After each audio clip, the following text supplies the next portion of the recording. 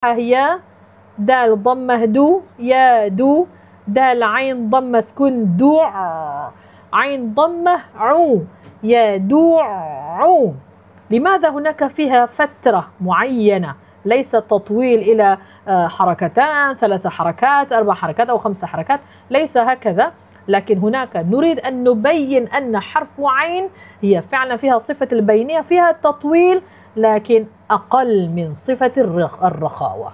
تمام؟ تمام. نعم، بارك الله فيكم.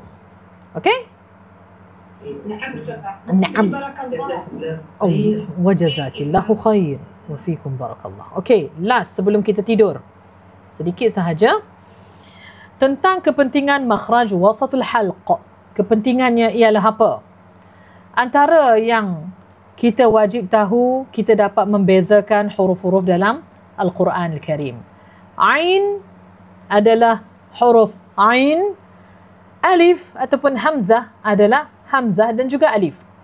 Contoh ya, macam tadi ya, bila kita ada test sedikit student.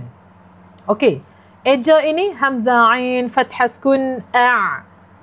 Ada yang dah bunyi hamzah, ada tak sebut hamzah? Kan?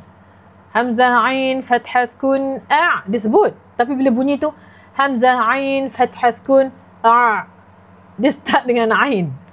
Dia dah jadi confused di antara hamzah dengan ain. Dia boleh sebut.